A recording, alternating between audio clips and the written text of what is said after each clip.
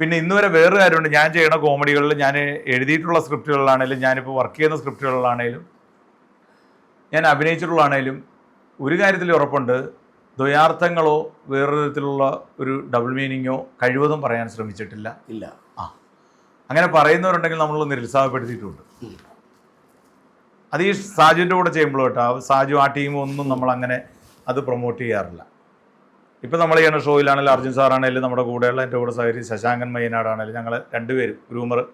ശശാങ്കൻ്റെ കാര്യം പറഞ്ഞാൽ ഞാൻ കോമഡി സ്റ്റാറിൽ നിൽക്കുമ്പോഴേ ഞാൻ ഡേഞ്ചർ സോണിൽ വന്നു. ഞാൻ അനിൽ മാടക്കിൽ ശ്യാം തീർക്കുന്നപ്പോഴ വിനീഷ് കായംകുളം അതായിരുന്നൊരു ടീം. അപ്പോൾ അവിടെ ഡേഞ്ചർ സോണിൽ വന്നാൽ പിന്നെ ഔട്ടായി പോകും. അപ്പോൾ എനിക്ക് എങ്ങനെയെങ്കിലും പിടിച്ചു നിന്ന് പറ്റുള്ളൂ. ചെന്നാൽ 6-ാം മാസത്തിൽ ഡേഞ്ചർ സോണിൽ വന്നു.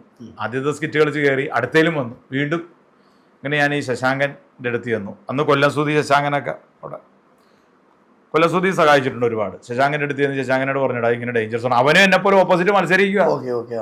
അവൻ്റെ അടുത്ത് ഞാൻ എന്ന് പറഞ്ഞു ഇങ്ങനെയാണ് ഒരു സ്ക്രിപ്റ്റ് ഉണ്ടാക്കിയിട്ടുണ്ട്, എനിക്കതൊന്നുകൂടെ ഒന്ന് പൊലിപ്പിക്കണം, കാരണം എനിക്ക് എങ്ങനെയെങ്കിലും ഇന്നാവണം. അവനൊരു മടിയില്ലാതെ എന്നോട് പറഞ്ഞ് നീ റൂമിലേക്ക് വരാൻ പറഞ്ഞു. എൻ്റെ കൂടെ ഇരുന്ന ആ സ്ക്രിപ്റ്റ് റെഡിയാക്കി ക്ലൈമാക്സും ഒക്കെ തന്നു. ഞാൻ പോയി കളിച്ചു. ബാബുവാൻ്റെ സാറായിരുന്നു ജഡ്ജൊക്കെ. ഞാൻ ഇന്നായി. ഭയങ്കര സന്തോഷം. ആ സ്നേഹം ഇന്നും എനിക്ക് അവനോടുണ്ട്. പിന്നീട് ഞങ്ങൾ പല വേദികളിലും ഒരുമിച്ച് സഹകരിച്ചു, പല ഷോകളും ഒരുമിച്ച് ചെയ്തു. ഇപ്പോൾ ഐറ്റം വേറെ എന്നൊരു ഷോയിൽ ഞാനും അവനും ഗ്രൂമിങ് സെക്ഷനിലിരിക്കുക. അതെനിക്ക് വല്ലാത്തൊരു ഭാഗ്യമായിട്ട്, ഭയങ്കര ബന്ധമാണ്. അത് ഞാൻ പറയട്ടെ, അവനറിയാം അവൻ എന്നെ സഹായിച്ചിട്ടുള്ളതാണ്. എങ്കിൽ പോലും ഒരു തീരുമാനം, ഒരു സ്കിറ്റിൻ്റെ ഒരു തീരുമാനം എടുക്കുമ്പോൾ, എന്തെങ്കിലും ചെയ്യുമ്പോൾ ഞാൻ പറയുന്നത് അവൻ അംഗീകരിക്കാനും അവൻ പറയുന്നത് ഞാൻ അംഗീകരിക്കാനും, ഒരു ടീം വരുമ്പോൾ ഞാൻ പറയണടാ അത് മോശമാണെന്ന് പറഞ്ഞാൽ അത് അംഗീകരിച്ചുകൊണ്ട് അത് അങ്ങനെ ചെയ്താൽ മതി എന്ന് പറഞ്ഞാൽ അവൻ പറഞ്ഞാൽ അതൊരു ബോണ്ടിങ്, മനസ്സ് തമ്മിലുള്ളൊരു ഐക്യമാണ്. അതെനിക്ക് വലിയൊരു അനുഗ്രഹമാണ് ഈ ഷോയിൽ അങ്ങനെ ഒരു കൂട്ടുകാരനെ കിട്ടിയത്. ഈ ബന്ധത്തെ ഉണ്ടാക്കാം, നിലനിർത്താനും പാടാം. അതുകൊണ്ട് അല്ലേ വലിയ പണിയാ. അങ്ങനെ ഒരുപാട് പേര് നമ്മളിൽ നിന്നൊക്കെ പോയവരൊക്കെ ഒരുപാട് പേരുണ്ട്. നമ്മളോട് ഭയങ്കര കാര്യമായിട്ട് പറഞ്ഞിട്ട് മാറി നിന്നിട്ട് നമുക്കെതിരെ. ഇനിയിപ്പോൾ രാജേഷേട്ടാ ഞങ്ങൾക്ക് കാണേണ്ടതും കേൾക്കേണ്ടതും മിമിക്രി. സിദ്ദിഖിക്കയുടെ വോയിസ് എന്തെന്ന് കേൾക്കണം, തുടങ്ങാം.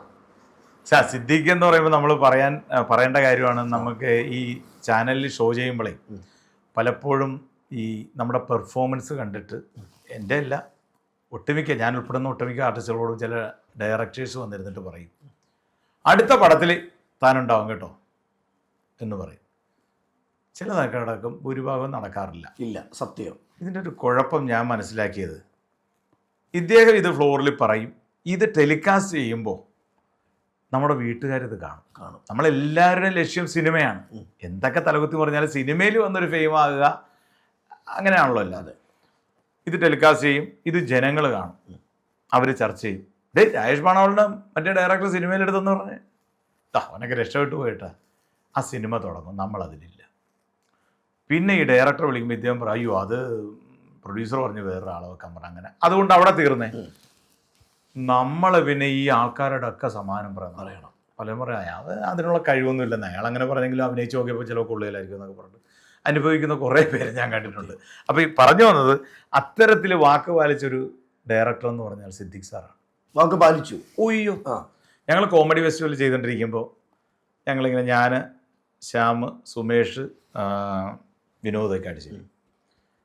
അപ്പോൾ ഞങ്ങളിങ്ങനെ പെർഫോമൻസ് കഴിഞ്ഞപ്പോൾ സാറ് പറഞ്ഞു നിങ്ങളെല്ലാവരും മലയാള സിനിമയിൽ വരേണ്ട ആർട്ടിസ്റ്റുകളാണ്, ഭയങ്കര ആർട്ടിസ്റ്റുകളാണ്, ഗംഭീര ടൈമിംഗ് ആണ്, എല്ലാവർക്കും നല്ല തോട്ടുകളാണ് നിങ്ങൾ കൊണ്ടുവരുന്നത്. ഞാനടുത്ത പടം ചെയ്യുമ്പോൾ നിങ്ങൾ 4 പേരും അതിലുണ്ടാവും. Okay, thank you sir. ഞങ്ങൾ പുറത്തിറങ്ങിയിട്ട് പറഞ്ഞേ 4 പേരെ ഒരു സിനിമയിൽ എങ്ങനെ വിളിക്കും? അതെ, 4 പേരെ ഒന്നും വിളിക്കുന്നില്ല. അല്ല, ഇതിനു മുമ്പേ നമ്മൾ കേട്ടത് ഈ വായ്ത്താളേ ഉള്ളൂ. ചെയ്തവരും ഉണ്ട്. എന്നാലും ഒരു പരിധി വരെ ചെയ്യാതെ കുറെ പേര് ഇങ്ങനെ പറഞ്ഞിട്ട് പോകും, ചെയ്യില്ല.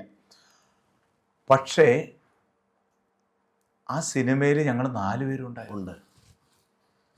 അപ്പം അതിനു മുന്നേ ഞാൻ പാഷാഷാജി, ഞാൻ രാജേഷ് പറവൂരൊക്കെ ഒന്നിച്ച് കളിച്ചുകൊണ്ടിരുന്നപ്പോഴാണ് ഭാസ്കർ രാഷ്ട്രം എന്ന് പറയുമ്പോൾ മമ്മൂക്കാട് ഒരു സിനിമ. അതിൽ സാർ ഇങ്ങനെ പറഞ്ഞിരുന്നു രാജേഷ് അടുത്ത സിനിമയിലുണ്ടാകും കേട്ടോ എന്ന് പറഞ്ഞിട്ട് പോയി. അതും കോമഡി ഫെസ്റ്റിവലിൽ വെച്ചാൽ ആ സിനിമ ചെയ്തു. പാഷാണ ഷാജി ത്രൂ ഔട്ട് അതിലുണ്ട്, മമ്മൂക്കയുടെ കൂടെ ഷാജൻ ചേട്ടനൊക്കെ ആയിട്ട്. അപ്പോൾ ഞങ്ങൾ ചോദിച്ചു എടാ ഞങ്ങളുടെ കാര്യം പറഞ്ഞിട്ടുണ്ട്. അത് കഴിഞ്ഞപ്പോൾ രാജേഷ് പറവൂരിനെ വിളിച്ചു. അപ്പോൾ ഞാൻ രാജേഷിനോട് ചേട്ടാ നമ്മൾ ഇനിയിപ്പോൾ ആരെയൊക്കെ വിളിക്കുമെന്നറിയില്ല, എന്നെ വിളിച്ചു, ഞാൻ പോകണമെന്ന്. എന്നെ വിളിച്ചു. ഞാൻ ചെന്ന് സ്ക്രിപ്റ്റ് നോക്കിയപ്പോൾ ജോഷി ചേട്ടനുണ്ട്. സ്ക്രിപ്റ്റിൽ വെടിക്കെട്ടുകാരനെന്ന് പറഞ്ഞാൽ അവിടെ എഴുതിയേക്കണ രാജേഷ് പാണാവള്ളി എന്നാണ്. News reader Rajesh Paravur, Vikram Pashana Shaji. ക്യാരക്ടറുടെ പേരിൻ്റെ കൂടെ നമ്മുടെ പേരായിട്ടേക്കണം സാറ്.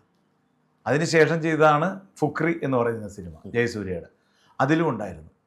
അപ്പോൾ സാറ് പിന്നീട് നമ്മളോട് പറയുകയും ചെയ്തു, ഇനി അടുത്ത സിനിമ ചെയ്യുമ്പോൾ നല്ല വേഷം തരാൻ കേട്ടോ, ഇതിലൊക്കെ ചെറിയ ചെറിയ സംഭവങ്ങളാണ്.